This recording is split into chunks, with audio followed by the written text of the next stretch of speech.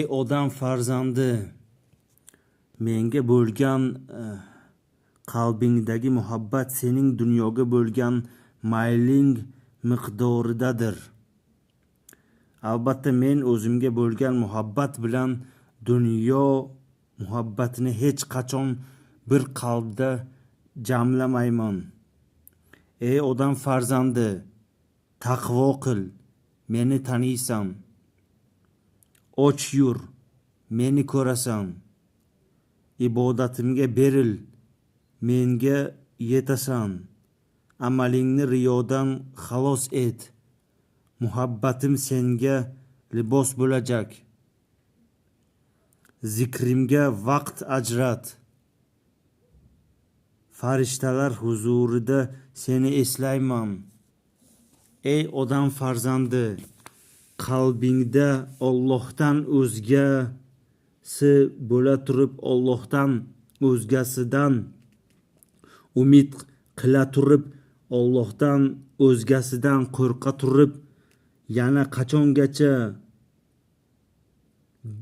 dilda emas, faqat tilda Alloh oliy deysan. Agar haqni taniganingda Allohdan o'zgasi seni mashg'ul qilolmas, Allohdan o'zgasidan qo'rqmas, Allohning zikridan tilingni to'xtatmas eding. Tavba qilgan holda gunohda davom etish yolg'onchilarning tavbasidir. Ey odam farzandi, agar qashshoqlikdan qo'rqqaning kabi do'zaxdan qo'rqqaningda edi, kutilmagan joydan rizq berib seni boy qilib qo'ygan bo'lardim.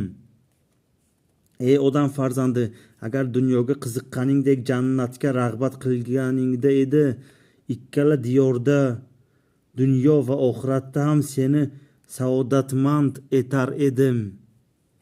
Bir-birlaringizni eslagandek, zikr qilgandek, meni ham zikr qilganingizda edi, farishtalar ertayu kech sizlarga salom yo'llagan bo'lardi.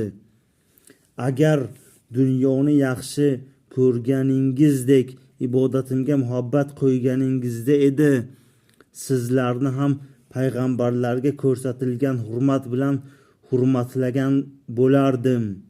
Bas, qalbingizni dunyo muhabbati bilan to'ldirmang, chunki dunyoning zavoli yaqindir.